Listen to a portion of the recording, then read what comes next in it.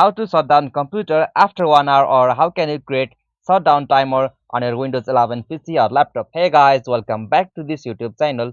Today I will show you that how can you create shutdown timer on your computer. So let's get started. On this process, at first you'll have to open the terminal on your system. So for that, search in the search field for terminal. Alright, so after you find it, you'll have to just open it.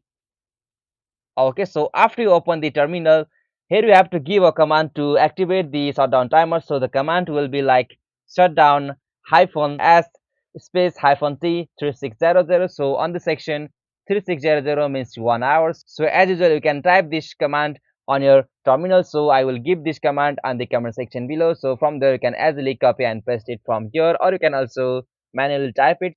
So on the terminal, you'll have to just type the command from here, and after you type shutdown hyphen s space hyphen t 3600, you'll have to just hit the enter button. Alright, so after you did it, you'll be able to see such Windows login reminder. So from there, it will get notified to Windows will shut down in 60 minutes. So you can also cancel this timer from your computer. So for that, you'll have to just type the command for shutdown hyphen a. So you have to just type it, and after you type it, hit the enter button.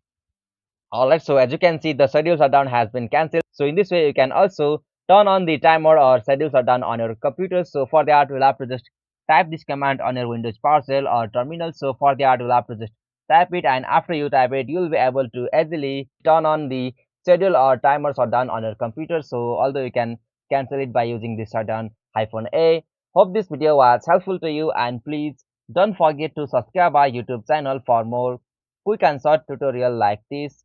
Thank you for watching this video. Have a nice day.